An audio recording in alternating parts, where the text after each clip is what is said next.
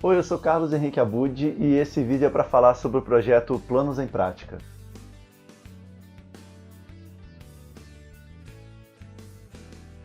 Há pouco mais de um mês eu comecei a postar uma série de vídeos em que eu faço histórias em um espaço curto de tempo e seguindo algumas regras e objetos de inspiração. E eu comecei a fazer isso porque eu estava num processo de elaboração de oficinas de escrita criativas que eu estava ministrando e num curso de escrita criativa que eu também estou elaborando no momento, né? Então eu precisava colocar em prática algumas atividades e essa atividade me pareceu interessante o suficiente para virar uma série de vídeos. E outro motivo também é que nós estamos prestes a começar a escrita do livro novo e também é um bom aquecimento, né? Essa construção dessas histórias também serve para a gente já ir ganhando fluência na escrita, né? O grande objetivo desse tipo de exercício é justamente eliminar os bloqueios criativos que as pessoas possam ter, né? Aqueles momentos em que você está diante de uma tela em branco e não sabe direito o que escrever. E ao mesmo tempo também tira um pouco da pressão de você estar escrevendo um trabalho importante, um trabalho que vai ser lido por muita gente, e você acaba tendo mais liberdade de experimentar certas técnicas, né, ou certos recursos ou temáticas que você usualmente não faria no seu trabalho rotineiro, né? Um trabalho a longo prazo como um livro, por assim dizer.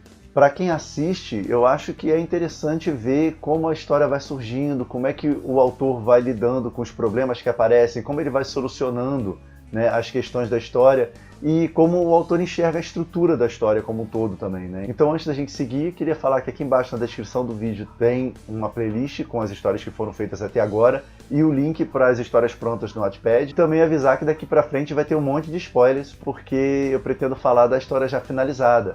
Já que nos vídeos da criação das histórias eu interrompo no momento do desfecho. Então aqui vai ser legal discutir também como eu finalizei cada história e os motivos que me levaram a uma direção ou outra, né? Então as 4 histórias que foram feitas nessa série até agora usaram imagens como ponto de partida, né? Mas mais pra frente eu pretendo usar músicas ou até comentários de redes sociais e tal. Tem uma lista imensa de inspirações diferentes que a gente pode lançar a mão, né, para originar histórias. Bom, a primeira história chama-se Fugitivos, foi uma história rápida, foi feita a partir de uma imagem bem abrangente, que dava margem para muitas interpretações diferentes. Eu escolhi de propósito, porque era a primeira, né? Foi interessante porque foi uma história que levou pouco tempo para fazer, e tem um conflito mais interno, um conflito psicológico, né? Eu uso o exterior para trabalhar o interior do personagem, e o final ficou bem aberto, assim, termina com a personagem refletindo sobre a própria situação, mas não deixa muito claro para o leitor que fim levou aquilo, né? O que realmente estava acontecendo com ela naquele caso. A história fala de uma protagonista, de uma pessoa que chega em casa depois de um dia cansativo, um dia atribulado, e ela toma uns remédios a mais do que deveria, e ela liga a televisão e de repente ela começa a confundir o que está se passando na televisão com a vida dela, e a partir de um certo ponto ela se vê na história que está sendo contada na televisão, né? E aí, no desfecho da história, eu resolvi fazer com que ela fugisse dentro daquilo que ela estava vendo, e a história termina justamente com ela sem se importar muito se aquilo era realidade ou não, né? Mas ela percebendo que o que ela precisava na vida dela era de uma liberdade que ela não tinha. Então, assim, foi um final bem interessante, foi um caminho bem interessante para a história, e eu fiquei satisfeito, assim, pelo pouco tempo que ela levou para ser feita, né? Mas me deixou satisfeito no final das contas. A segunda história se chama Balada das Irmãs Pugh, e é uma história bem divertida, no estilo steampunk, assim, com uma bem aventuresca, né, fantasiosa. E eu gosto muito do universo steampunk, gosto dessa temática, né? Achei que as duas personagens foram crescendo de uma maneira interessante ao longo da elaboração da história. Elas acabaram que tomaram vida própria, escolheram seus próprios caminhos segundo a ação. Quem viu o vídeo até percebeu que eu tinha uma ideia inicial para uma das irmãs que acabou não vingando, porque justamente as atitudes dela meio que conduziram a personagem para outro caminho, né? Isso é legal, cabe ao autor validar isso ou não, quando ele percebe que a personagem está tomando vida própria, por assim dizer, né? Se ele vai validar esse novo caminho ou se ele vai corrigir essa trajetória. E eu preferi seguir o rumo natural da personagem, eu achei que o resultado ficou bem interessante. Era para as duas personagens se separarem no final da história, e eu preferi terminar a história antes delas chegarem na cidade, ainda com o dilema da separação, porque eu pretendo retornar essa história mais pra frente e contar essa aventura delas na cidade. Eventualmente elas vão se separar, como estava previsto nessa primeira versão, mas eu preferi contar essa história da separação delas em um outro vídeo, né, uma outra ocasião, porque eu acho que merece. Ficou um tema interessante, um universo ali interessante que foi surgindo meio espontaneamente. Então eu quero aproveitar um pouco mais isso tudo, né? Ainda vai ter a história das irmãs Pug chegando em Vereda dos Mercadores, né? E daí nós vamos ver que rumo cada uma vai tomar. A terceira história se chama Lugares e apresenta um conceito de magia assim, diferente que também foi sendo construído ao longo da história. A primeira com a temática assim, mais sobrenatural, é uma das menores, se não me engano ela só perde para a primeira, né? E foi construída uma regra para magia, né? De que há lugares e situações em que a realidade torna-se flexível. E aí isso é meio que o pretexto para as coisas sobrenaturais acontecerem na história, né? Eu mantive a história sem diálogos e deixei os diálogos apenas para a parte final da história. E eu gostei da interação dos dois personagens, né? É um cuidador que trabalha para um homem muito rico que desistiu da sua vida empresarial e tudo mais para perseguir esse sonho dele.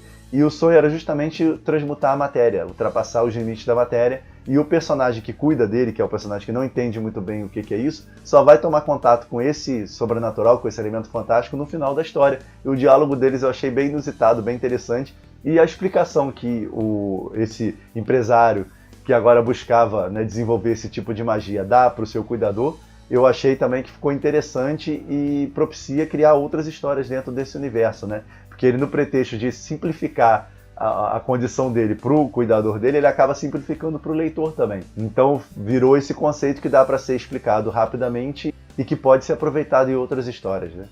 E a última história, ela é diferente das outras, porque ela tem como objeto de inspiração um robozinho que foi criado no canal Brush Rush pelo Guilherme Freitas. Então eu estava vendo o vídeo dele, estava vendo ele fazendo esse personagem, elaborando, desenhando o personagem, e eu achei interessante porque nos comentários todo mundo estava falando, poxa, esse robozinho merecia uma história, eu queria saber a história dele. A imagem que ele finalizou, né, mostra um robozinho perdido no meio de uma floresta assustadora, uma floresta densa. E aí, como eu estava já elaborando esses exercícios, eu pensei em aproveitar aquela imagem para poder usar como ponto de partida da história. Então o robozinho virou B-Rush, né? O trocadilho com o nome do canal, do Brush Rush. E realmente ele ganha vida própria da metade para frente da história, porque a protagonista ela se conecta a esse robô para passar uma série de informações, ela é uma espiã, né? E ela morre enquanto ela está fugindo com esse robô de uma base inimiga para levar as informações onde ela desejava. Passa-se um tempo e o robô é despertado no meio da floresta por uma pessoa que acha ele. No final eu acabei adicionando outros personagens, né? E a espiã, que é a Liz Lander, né? Ela descobre que ela morreu e a consciência dela sobrevive agora nesse robô. E ela vai ficar num dilema se ela continua lutando pelo lado errado, né, onde ela era espiã, ou se ela muda de lado para ficar do lado das pessoas que a encontraram. Então, assim, eu pretendia fazer um final mais rápido para essa história. Inclusive, eu plantei na história a informação de que ela tinha um reator, o robozinho tem um reator instável que poderia explodir, então eu queria que terminasse tudo com uma grande explosão e que no final fosse o sacrifício dela e a redenção da personagem. Mas o robozinho ficou tão legal que eu quis deixá-lo vivo até o final da história. Então, acabei adicionando outros personagens. No vídeo aparece só um personagem que a encontra e vai com ela até a base para poder ter o dilema se ela libertava os prisioneiros ou se realmente ela continuava aliada à sua facção e acabava com os rebeldes, né? E no final das contas, eu precisei de mais pessoas para justificar essa invasão, pessoas para criar uma empatia melhor com ela.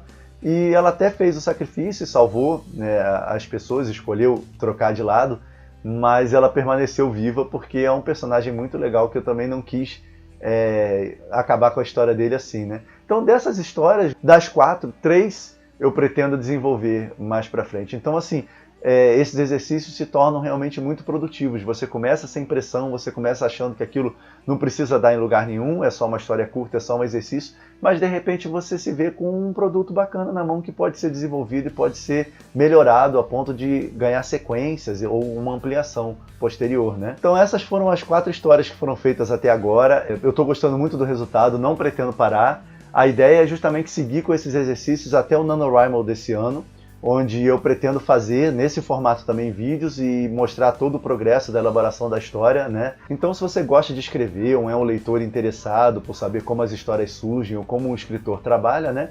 É só acompanhar a série Planos em Práticas para ver tudo isso. Era isso para o vídeo de hoje, abraços e até a próxima!